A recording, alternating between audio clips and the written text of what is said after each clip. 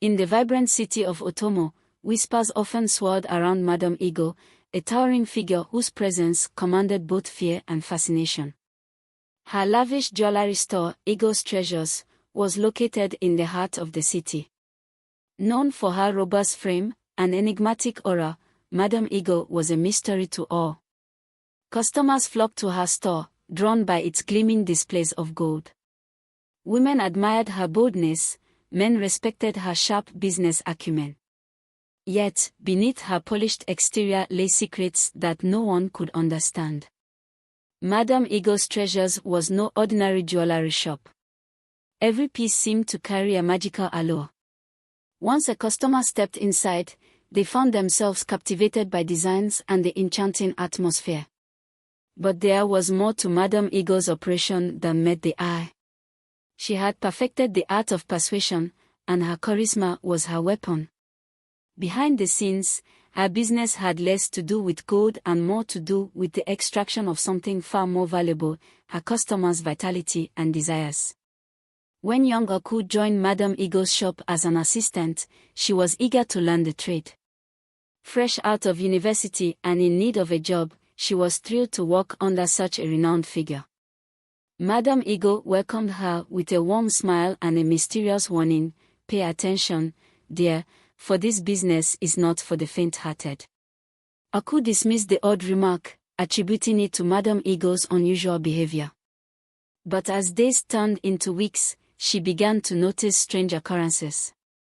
Customers who visited the shop often left looking dazed, and some never returned.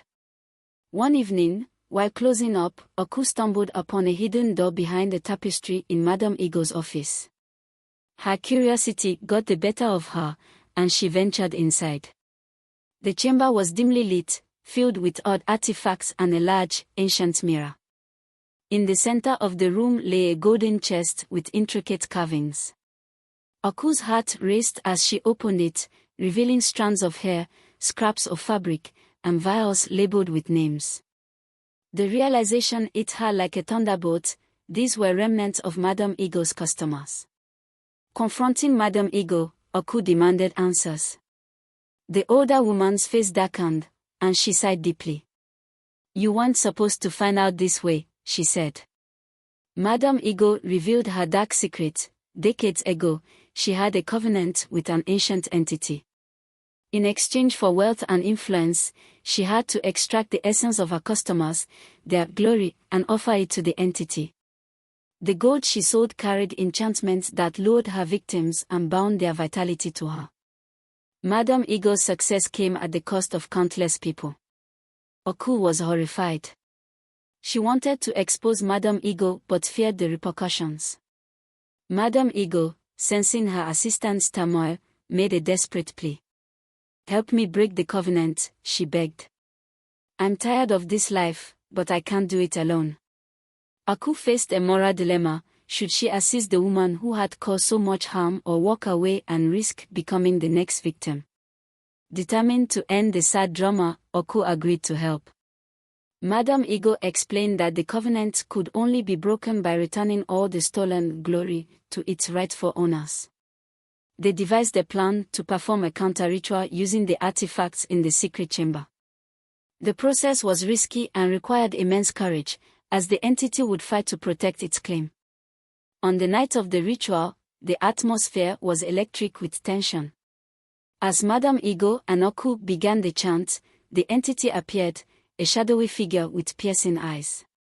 It mocked Madame Ego for her betrayal and tried to tempt Oku with promises of power. But the young woman stood firm, her resolve unwavering. Together, they completed the ritual, and a blinding light engulfed the chamber. When the light faded, the entity was gone, and the artifacts had dissolved into nothingness. Madame Ego, now free of the covenant, appeared frail but at peace. The stolen vitality was restored to the surviving victims, and those who had passed on were honored in a memorial. Madame Ego decided to close her shop and dedicate her remaining years to make amends for her actions. Oku, forever changed by the experience, vowed to use her newfound knowledge to protect others from similar fates. Madame Ego's Treasures became a distant memory, its dark legacy fading with time. Aku went on to open her own jewelry store, one that celebrated life and genuineness. Though the past haunted her, she found solace in knowing she had made a difference. As for Madame Ego, she disappeared from the public eye, her story a cautionary tale about the price of ambition and the power of redemption.